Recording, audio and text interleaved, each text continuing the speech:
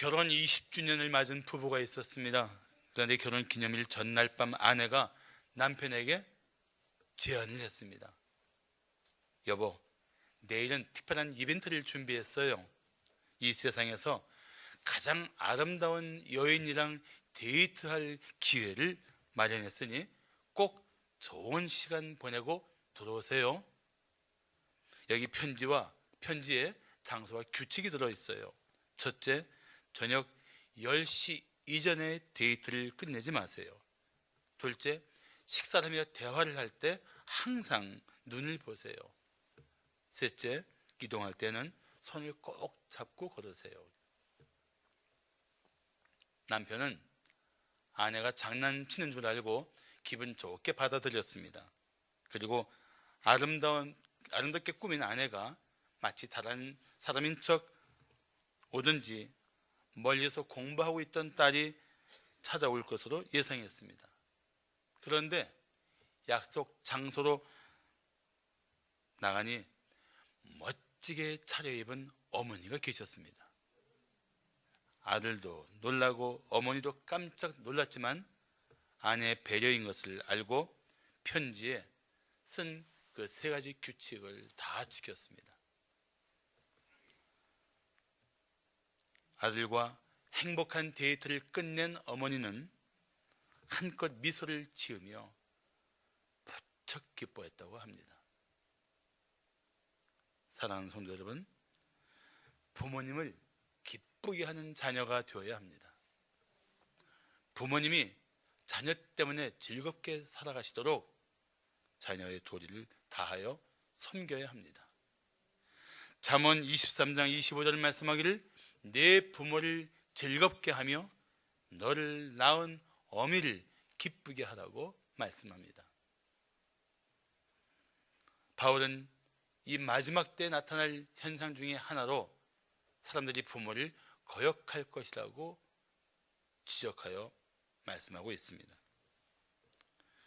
살펴보면 부모를 거역하는 정도가 아니라 부모에 대한 심각한 폭력까지 있으니 참 통탄할 노릇입니다. 어른을 공경하지 않는 가정에서 자란 사람들이 사회에서도 힘이 없는 노인들을 함부로 대하는 것을 볼 수 있습니다. 국민이 성숙하지 않을수록 힘이 지배하는 사회가 됩니다. 그렇지만 성숙한 사회일수록 노인, 어린이 등 노약자들을 돌보는 법입니다. 교회에서도 노약자들이 더 보호를 받아야 합니다. 더 섬김을 받아야 합니다. 특히 가정에서 자녀들이 부모에게 순종하고 부모를 공경하도록 교육해야 합니다. 성경적인 신앙 교육은 자녀들의 삶을 복되게 할 것입니다. 자, 부모의 축복을 받는 자녀들의 특징이 무엇일까요? 부모의 축복을 받는 자녀들의 특징. 첫째, 자신의 부모를 공경합니다. 자신의 부모를 공경해요. 어려서 부모의 폭력 가운데 성장한 사람들은 폭력적인 사람이 되거나 아예 무력한 사람이 됩니다. 그런데 이 물리적 폭력만이 폭력이 아닙니다. 심각한 편애, 잦은 비난, 숱한 욕설들, 이 모든 것들이 다 자녀의 가슴을 무너뜨리는 것이 되고 자녀들에게는 끔찍한 폭력이 됩니다. 그리고 그 마음속에는 폭력의 용암이 자리 잡게 됩니다. 살다가 어느 날 지각이 엷어진 곳으로 뿜어져 나와서 큰 폭력이 될 그런 위험성을 품게 되는 것입니다. 그러나 자기 부모를 공경하는 집에서 자라는 사람들은, 그리고 좋은 부모의 사랑과 축복 가운데 자라는 자녀들은 그 마음속에 남다른 성품을 지니게 됩니다. 그래서 부모는 정말 자녀를 축복하며 자녀를 믿음 가운데 세우는 일을 해야 합니다. 물론 삶이 정석대로 되지 않습니다. 때로는 좋은 부모의 가슴을 고통스럽게 하는 자식들이 있을 수 있습니다. 그렇지만 그 자녀를 위해 부모가 계속 기도하며 하나님을 의지하면 하나님께서 그런 자녀를 다시 돌이켜 주실 때가 반드시 올 것입니다. 중요한 것은 우리 자녀들에게 우리가 부모를 공경하는 모습을 보여주어야 한다는 것입니다. 십계명의 제5계명을 다시 한번 보십시오. 네 부모를 공경하라. 그리하면 네 하나님 여호와가 내게 준 땅에서 내 생명이 길리라 하고 말씀합니다. 명령입니다. 네 부모를 공경하라. 부모를 공경하라는 이 하나님 명령 앞에 우리의 선택은 한 가지밖에 없습니다. 부모를 공경해야 합니다. 오늘 본문 20절과 21절을 말씀하기를 노아가 농사를 시작하여 포도나무를 심었더니 포도주를 마시고 취하여 그 장막 안에서 벌거벗었다고 합니다. 그 당시 사람들이 생수를 구하기 어려워서 포도주를 마셨습니다. 문제는 과하게 마신 것입니다. 이 본문에 취하여라는 단어가 잔뜩 마셨다는 뜻입니다. 왜 흔히 술 마시는 사람들이 그런 얘기 하죠. 꼭대기까지 찰랑거리는 소리가 들린다고. 엄청 마신 거죠. 술을 과하게 먹고 노아는 정신이 혼미한 중에 몸이 열이 나니까 걸쳤던 옷을 벗어 제꼈던 것입니다. 공교롭게도 마침 그 벌거벗은 채 누워있는 아버지의 모습을 함이 보았습니다. 노아는 어떤 사람입니까? 창세기 6장 9절을 보시면 노아를 이렇게 기록하고 있습니다. 노아는 의인이요 당대의 완전한 자라. 그는 하나님과 동행하였다. 노아는 이 세상이 죄로 가득했을 때 하나님과 동행하는 의인이었습니다. 그리고 하나님 말씀대로 순종해서 방주를 지었던 믿음의 사람입니다. 그런데도 그런 노아가 술에 취한 채 실수를 했습니다. 그렇지만 자녀는 아버지의 실수에도 불구하고 부모에 대한 자세를 바르게 가져야 합니다. 그런데 함이 그렇지 못했습니다. 자녀는 부모가 어떤 실수가 있어도, 어떤 약점이 있어도, 어떤 문제가 있어도 자녀로서 부모를 공경해야 합니다. 그때 셈과 야벳은 아버지의 벗은 몸을 가려드렸습니다. 이런 자세가 부모를 사랑하는 자세이며 부모를 공경하는 자세입니다. 신명기 5장 16절은 이렇게 말씀합니다. 나는 내 하나님, 너는 내 하나님 여호와께서 명령한 대로 내 부모를 공경하라. 그리하면 내 하나님 여호와가 내게 준 땅에서 내 생명이 길고 복을 받으리라고 말씀합니다. 여기에 어떤 부모라는 단서가 없습니다. 단지 부모라는 이유만으로 자녀는 그 부모를 공경해야 옳습니다. 부모가 부모 같아야 자녀 도리를 하지라는 말은 절대적으로 잘못된 것입니다. 성경은 그렇게 말씀한 적이 한 번도 없습니다. 그래도 네 부모야. 그러니 너는 공경하라. 그것이 하나님 말씀입니다. 하나님의 뜻입니다. 정확히 표현하면 지엄하신 명령입니다. 그런데 그렇게 부모를 공경하는 자녀에게 하나님이 어떤 약속을 하셨습니까? 다시 한번 보시면 그리하면 내 하나님 여호와가 내게 준 땅에서 내 생명이 길리라. 하나님은 약속을 반드시 지키시는 신실하신 분이십니다. 부모를 공경하는 자녀들을 하나님께서 이 땅에서 장수하게 하시고 복을 주실 것입니다. 부모를 공경하십시오. 그리고 하나님이 주시는 은혜 가운데 살아가시기를 축복합니다. 자, 부모의 축복을 받는 자녀들의 특징이 무엇일까요? 둘째, 부모의 허물을 덮어줍니다. 전에 한번 썼던 유머인데 재밌어서 다시 한번 좀 쓰겠습니다. 초등학교 3학년 어린이들에게 문제를 냈습니다. 술에 취해 거리에서 큰 소리를 지르거나 노래를 부르는 것을 사자성어로 뭐라고 합니까? 이런 문제입니다. 힌트로 답안지 끝에 가를 붙여놨습니다. 가. 답은 고성방가입니다. 그래서 아이들의 답이 제 각각이었습니다. 고음불가, 미쳤는가. 어떤 애는 이럴 수가. 그런데 한 아이의 대답을 보고 보던 사람들이 다 뒤집어졌다고 합니다. 아빠인가.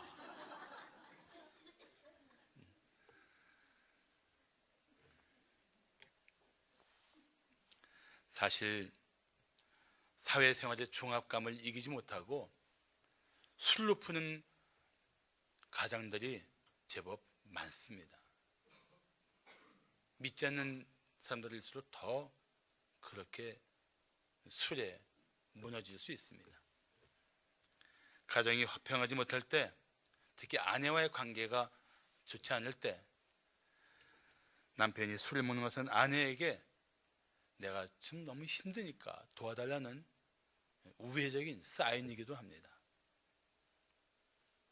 그걸 술 먹고 들어왔다고 바가지를, 요즘 바가지도 깨지지 않잖아요. 또 플라스틱 바가지, 그걸 막 그냥 그 음정박자 다 틀리고 긁어대니 그 얼마나 힘들겠어요.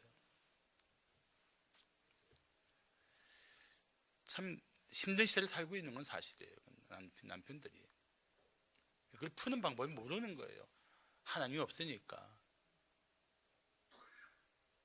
중요한 것은 그러한 아버지의 흐트러진 모습, 무너진 삶을 자녀들이 두 눈 똑바로 뜨고 주목하고 있다는 것입니다. 물론 어린 자녀들은 아버지의 그런 삶을 이해하지 못할 것입니다. 그러나 성숙한 자녀라면 아버지의 아픔과 고통, 그리고 아버지가 신음할 수밖에 없는 그 삶의 허물들을 이해해야 합니다. 정말 믿음이 좋은 자녀라면 그런 아버지를 위해서 눈물로 기도해야 합니다. 자녀는 결코 부모의 삶을 다 이해할 수 없습니다. 뒤늦게 살면서 하나씩 깨달을 뿐입니다. 그나마도 뒤늦게 그때 아버지께서 참 몹시도 힘드셨던 삶이었구나, 죽을 만큼 힘드셨구나, 그때 내 비난의 눈빛보다는 사랑의 손길이 필요한 분이었구나, 그거를 알게 된단 말이죠. 그래서 자녀들은 조건 없이, 정말 따지지 말고 부모의 허물, 부모의 약점, 부모의 고통스러운 삶의 현실들을 마음으로 품고 용납하고 이해를 하도록 힘써야 합니다. 오늘 보면 22절을 말씀하기를 가나안의 아버지 함이 그의 아버지의 하체를 보고 밖으로 나가서 그의 두 형제에게 알림해라고 말합니다. 여기 두 가지 중요한 동사가 있어요. 보고, 알림해. 이 보라는 단어는 흘낏 본 게 아니에요. 보고 민망해서 얼른 눈길을 돌린 게 아닙니다. 악의적인 마음으로 주목하여 보고 조롱하는 모습을 말하고 있는 것입니다. 아버지를 공경한다면 차마 하지 못할 짓입니다. 게다가 함은 아버지가 벌거벗은 것을 형제들에게 알립니다. 알림해라는 단어는 그냥 말하는 것이 아닙니다. 아버지 벗은 몸을 보았다고 떠벌리며 아버지를 조롱하는 말을 말합니다. 그런 말을 의미하는 거예요. 함은 아들로서 아버지를 못 얻겠습니다.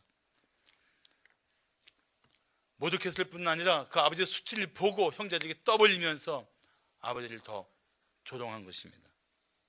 그런데 다른 두 아들이 어떻게 했습니까? 자, 23절을 보시면 셈과 야벳이 옷을 가져다가 자기들의 어깨에 메고 뒷걸음쳐 들어가서 그들의 아버지의 하체를 덮었으며 그들의 얼굴을 돌이키고 그들의 아버지 하체를 보지 않았다고 말씀합니다. 셈과 야벳은 아버지가 아무렇게나 던져버린 그 겉옷을 양쪽 어깨에 메고 뒷걸음쳐 들어가서 벌거벗은 채 누워있는 아버지의 몸을 덮어드린 것입니다. 그것이 바로 부모의 허물을 덮어드리는 자세입니다. 부모는 결코 완벽한 분들이 아닙니다. 그러나 가족끼리 서로 허물을 덮어준다면 얼마나 힘이 되겠습니까? 한번 입장을 바꿔 생각해 봅시다. 부모라면 술에 취해서 몸을 가누지 못하고 쓰러진 자녀에게 어떻게 했을까요? 버리듯이 내팽개친 옷을 개어줄 것입니다. 이불을 덮어줄 것입니다. 잠자리가 불편하면 잠자리를 돌봐줄 것입니다. 그런데 자녀가 부모의 허물을 품어주지 못하면 부모가 어디서 위로를 받고 힘을 얻겠습니까? 자신을 희생하면서까지 사랑하는 자녀들의 돌봄이 없으면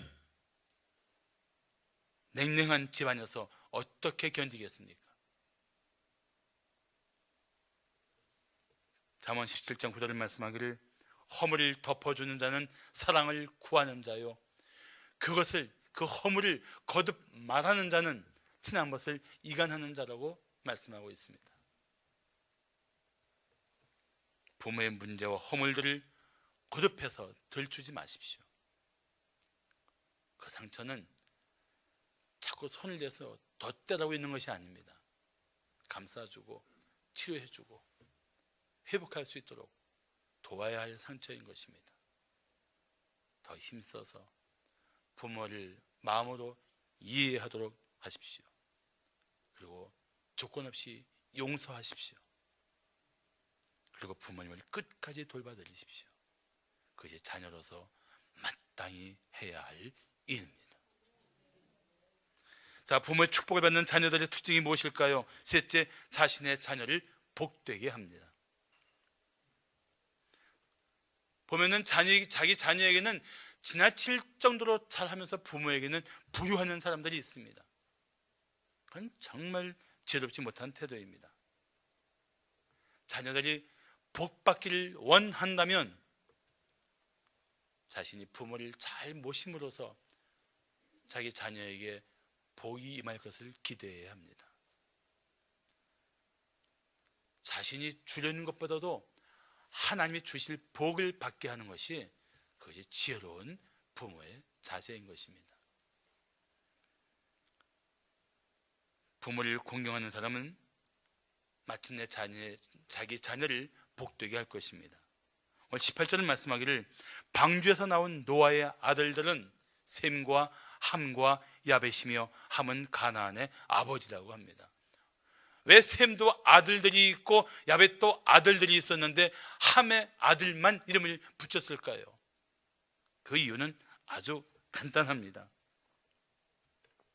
함이 받은 저주 때문에 그 아들이 고통에 빠질 것을 하나님께서 주목하게 하신 것입니다. 사실 함은 홍수를 통해서 죄에 대한 하나님의 무서운 진노를 목격한 사람 중에 하나입니다. 더나 자신도 자식을 가진 아버지입니다. 그런 사람이 어떻게 아버지의 그 수치스러움을 보고 자녀로서 하지 못할 짓을 할 수가 있습니까?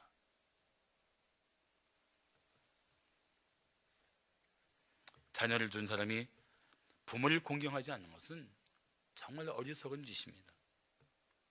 그 태도를 자기 자녀가 보고 배우지 않겠습니까?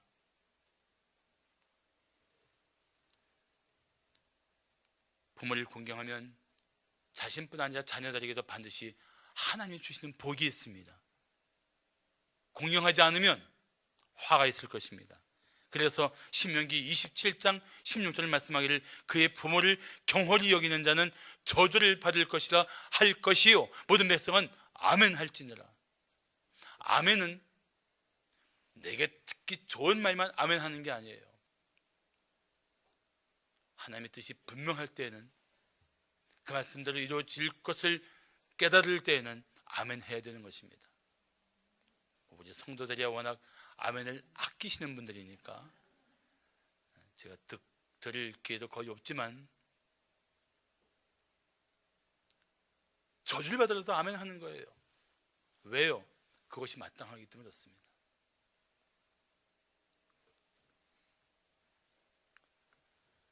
결국 술이 깬 후에 노아는 함이 한 짓을 다 알게 되었고 함을 저주합니다. 25절을 보시면 이에 이르되 가나안은 저주를 받아 그의 형제의 종들의 종이 되기를 원하노라. 아들이 저주를 받고 아들이 그 끔찍한 삶을 살게 되는 것을 아는 순간 함은 가슴을 쳤을 것입니다. 내 잘못으로 내 아들이 고통을 받게 생겼구나.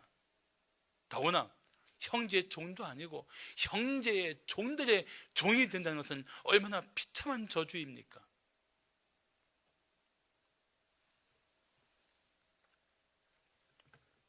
그리고 노아는 셈과 야벳을 축복합니다. 26절과 27절을 보시면 셈의 하나님 여호와를 찬송하리로다. 가나안은 셈의 종이 되고 하나님이 야벳을 창대하게 하사 셈의 장막에 거하게 하시고 가나안은 그의 종이 되게 하시기를 원하노라. 이 야벳은 유럽 쪽에 주로 거주했으니까 아프리카를 지배했잖아요. 셈의 후손 중에 예수님이 나왔으니까 예수를 믿는 그 믿음 안에서 그들이 셈의 장막에 거했잖아요. 함은 아프리카에 살면서 얼마나 비참하게 살았고 지금도 이렇게 살고 있습니까? 안타까울 정도로. 그래서 우리가 김만호 선교사님 같은 분을 통해서 그 땅에 복음을 전하고 그 땅에 하나님의 은혜가 임하도록 함께하고 있는 거 아닙니까?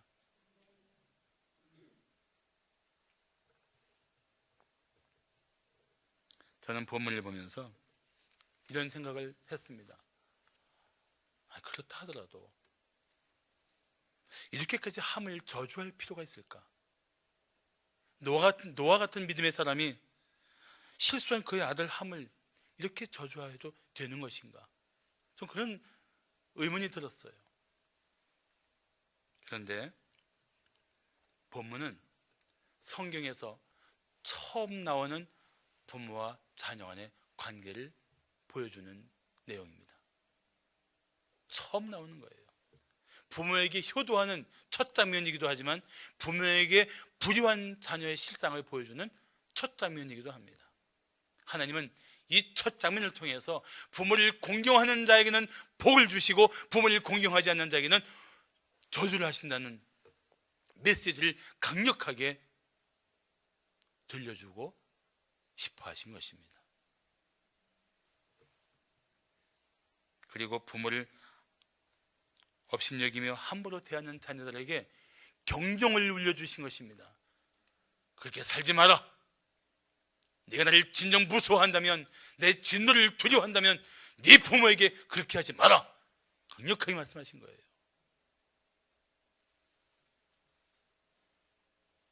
우리는 마음을 다해서 부모님을 공경해야 합니다. 자녀들에게도 부모 공경을 바르게 가르쳐야 합니다. 말로 가르치는 것이 아니라 자신의 삶으로 가르쳐야 합니다. 디모데전서 5장 4절을 말씀하기를 만일 어떤 과부에게 자녀나 손자들이 있거든 그들로, 그 자녀나 손자들로 먼저 자기 집에서 효를 행하여 부모에게 보답하기를 배우게 하라. 이것이 하나님 앞에 받으실 만한 것이니라고 말씀합니다. 사랑하는 성도 여러분, 진심으로 부모를 공경하십시오. 그리고 당신의 자녀를 끊임없이 축복하십시오. 하나님이 당신의 자녀에게 때마다 복을 주실 것입니다. 하나님의 자녀로서 여러분 자녀가 복을 받는 것을 보는 것은 얼마나 기쁜 일입니까? 최근에 페이스북에서 본 내용입니다. 읽어드리겠습니다. 노쇠한 아버지를 몹시 귀찮아하던 아들이 있었습니다. 아버지는 치매가 와서 똑같은 말을 거듭 반복했습니다. 어느 날 아들은 병원 벤치에서 아버지 옆에 앉아 책을 읽고 있었습니다. 아버지가 갑자기 나무 위에 있는 새를 보더니 물었습니다. 저게 무슨 새니? 힐끗 보고 아들이 대답합니다. 아버지, 전 참새예요. 조금 있다가 아버지가 다시 물었습니다. 저게 무슨 새야? 아들은 미간을 찌푸리고 대답했습니다. 말씀드렸잖아요, 참새라고. 조금 지나 아버지는 계속 눈길이 가는지 다시 한번 물었습니다. 저게 무슨 새라고? 아들은 책을 내던지며 소리를 질렀습니다. 참새요, 참새. 몇 번을 말해야 알아들으시겠어요? 아버지는 깜짝 놀라 아들을 쳐다보았습니다. 그리고 시선을 떨구더니 더 이상 아무 말씀을 하지 않았습니다. 오래지 않아서 아버지는 돌아가셨습니다. 아들은 아버지의 유품을 정리하다가 빛바랜 일기장을 발견했습니다. 그의 아버지가 젊어서 쓴 일기장이었습니다. 아들은 무심코 펼쳐보았습니다. 일기장을 읽던 아들의 손이 굳어졌습니다. 일기장에 이런 글이 있었습니다. 오늘 3살 된 아들과 공원에 갔다. 그때 참새가 날아오더니 아들의 머리 위에 있는 나뭇가지 위에 앉았다. 아들은 천진난만한 얼굴로 물었다. 아빠, 저게 뭐야? 저건 참새야. 아들은 재밌는 표정으로 무려 21번이나 물었다. 나는 그때마다 자상하게 대답했다. 우리 아들 예쁘지? 저건 참새란다. 아들은 몹시 즐거워했다. 아버지의 낡은 일기장에 눈물이 뚝뚝 떨어졌습니다. 아들은 마침내 얼굴을 가리고 목 놓아 울었습니다. 이런 글이에요.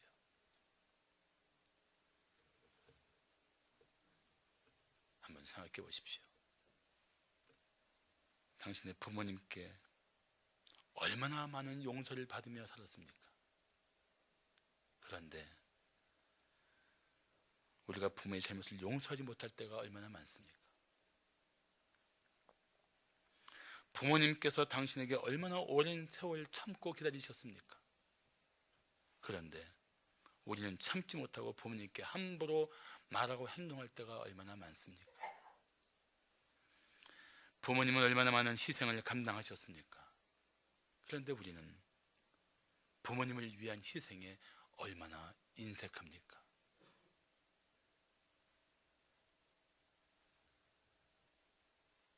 부모님이 살아 계신 시간이 결코 많은 것이 아닙니다. 잠깐이면 한순간에 우리가 효도할 기회조차 없이 그분들은 떠나실 것입니다. 오늘 마음을 찢으면서 불의했던 자식 용서해달라고 하나님께 먼저 기도하십시오. 부모 마음 아프게 했던 것, 고통스럽게 했던 것, 주님 앞에 먼저 용서를 구하십시오. 그리고 부모를 공경하는 자녀가 되겠다고 결단하십시오. 부모님이 아직 살아계시다면 효도할 기회가 있는 것인데 얼마나 감사한 일입니까? 오늘 시작하십시오. 그런 자녀를 부모는 축복할 것이고, 그런 부모의 축복을 받는 자녀는 하나님의 복을 누릴 것입니다. 기도하시겠습니다.